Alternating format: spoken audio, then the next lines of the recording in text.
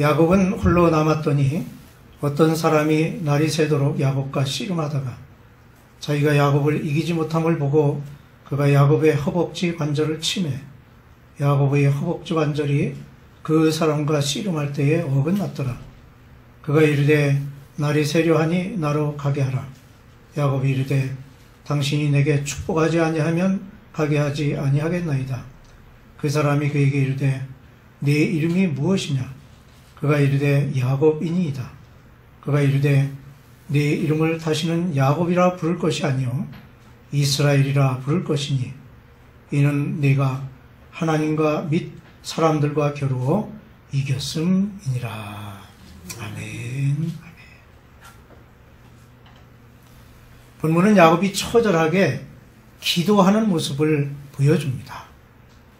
자기의 재산뿐만 아니라 가족들까지도 야복강 건너편으로 모두 보내고 홀로 남은 야곱은 외롭고 쓸쓸한 밤을 보내게 되었습니다.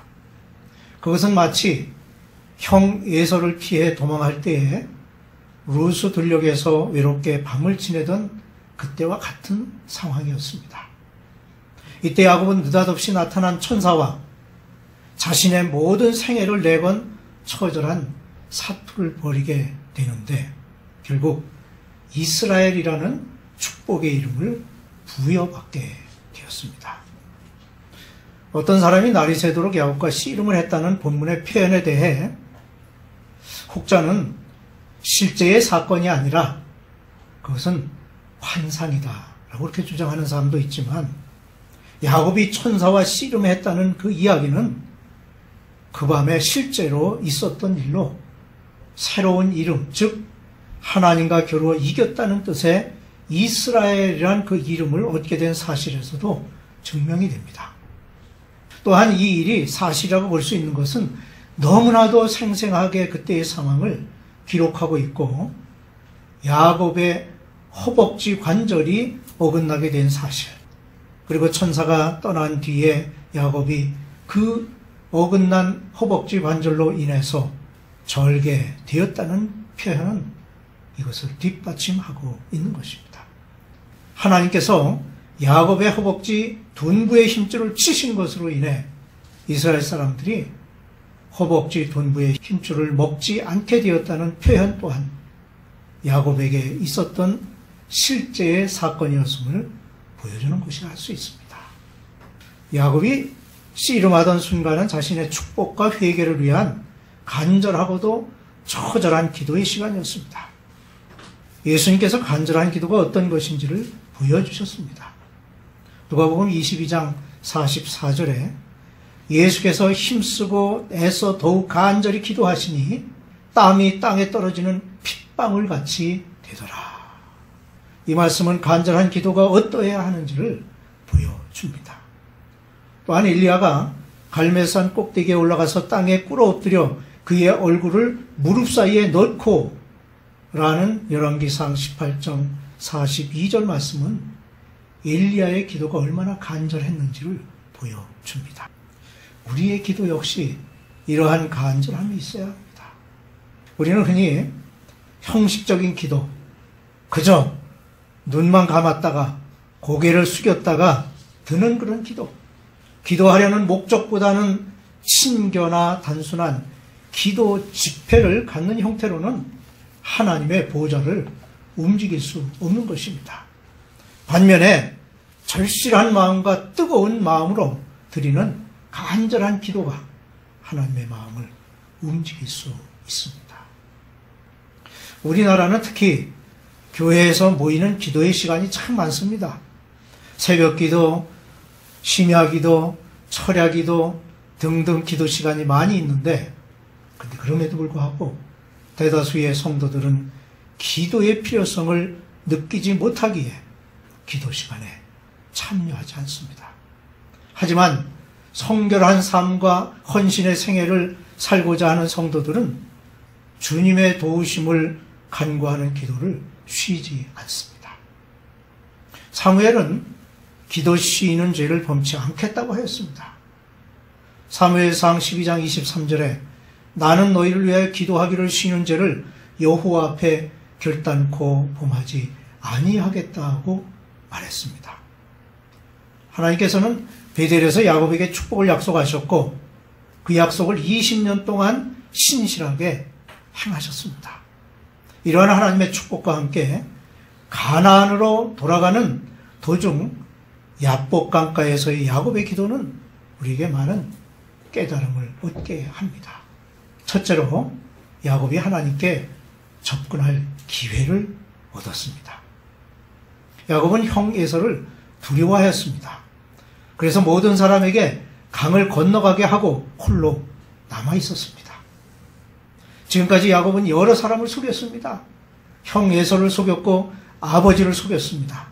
그런가 하면 외삼촌을 속여 많은 재산을 소유하게 되었습니다.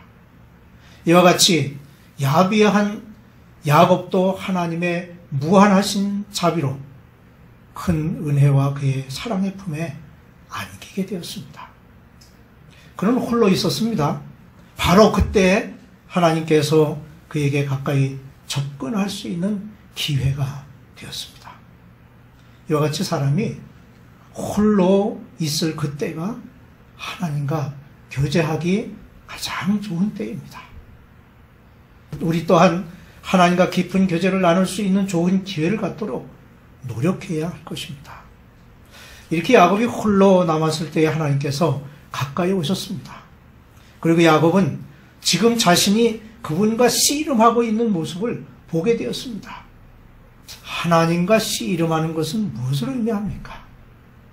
그것은 그의 마음이 교만하여 자기의 고집만을 주장하는 상태에서 헛된 노력이나 인간의 지혜를 동원하는 것으로 하나님의 뜻에 복종하기를 거절하는 상태를 말합니다.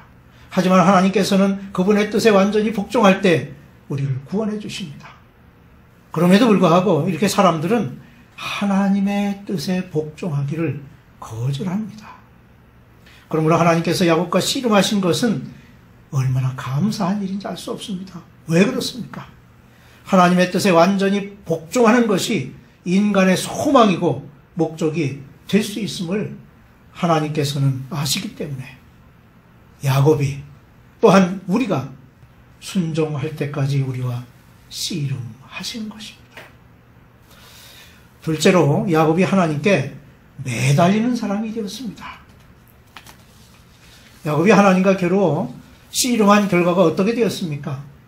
결국 그의 허벅지 둔부의 힘줄이 어긋나 저는 자가 되었습니다. 하나님께서는 모든 사람이 그들의 품성과 생애가 하나님의 능력과 축복으로 충만하시기를 원하십니다. 그래서 하나님의 능력이 인간의 연약함 가운데에 완전해질 수 있도록 인간 자신의 힘의 근원이 부러지고 깨어지고 약해져야만 하는 것입니다. 셋째로 야곱은 변화되고 증거하는 사람이 되었습니다. 야곱은 새로운 이름을 갖게 되었고 새 품성을 소유하게 되었습니다. 이러한 새 품성은 씨 이름을 통해서 갖게 된 것이 아니라 복종함으로 얻게 된 것입니다. 그러므로 우리 또한 주님께 복종함으로 축복된 삶을 누리는 사람이 되어야 할 것입니다. 야곱은 내가 하나님을 보았다 라고 증언합니다. 이것은 참으로 엄청난 증언입니다. 30절에는 그러므로 야곱이 그곳 이름을 브니엘이라 하였으니 그가 이르기를 내가 하나님과 대면하여 보았으나 내 생명이 보존되었다고 말씀합니다. 그 어떤 사람도 하나님을 대면하여 본 후에는 전과 같을 수가 없습니다. 왜냐하면 하나님의 조명을 받고 변화됨으로 말미암아 죄악된 세상의 모습들은 이제 그 모습들에는 눈이 멀기 때문입니다. 하나님의 얼굴을 대면하여 본 사람은 없습니다.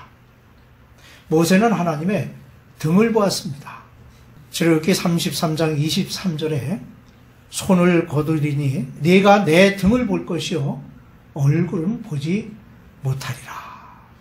엘리야에게도 강한 바람, 지진 후에도 그리고 불 가운데에서도 보이지 않으신 하나님은 세미한 음성으로 엘리야에게 말씀하십니다. 열왕기상 19장 12절에 또 지진 후에 불이 있으나 불 가운데에도 여호와께서 계시지 아니하시더니 불 후에 세미한 소리가 나는지라. 예수님께서는 공생에 3년을 통하여 제자들과 함께 하셨고 수많은 사람들에게 자신을 보이셨습니다. 예수님을 보는 것은 하나님을 뵙는 것과 같습니다.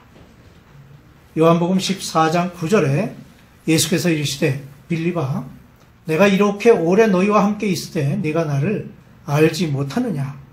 나를 본 자는 아버지를 보았거늘 어찌하여 아버지를 보이라 하느냐고 말씀하셨습니다.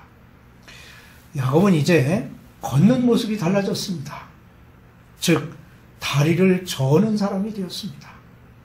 이것은 그가 하나님께 정복된 사람임을 말하는 것입니다. 그러면 우리는 어떻습니까?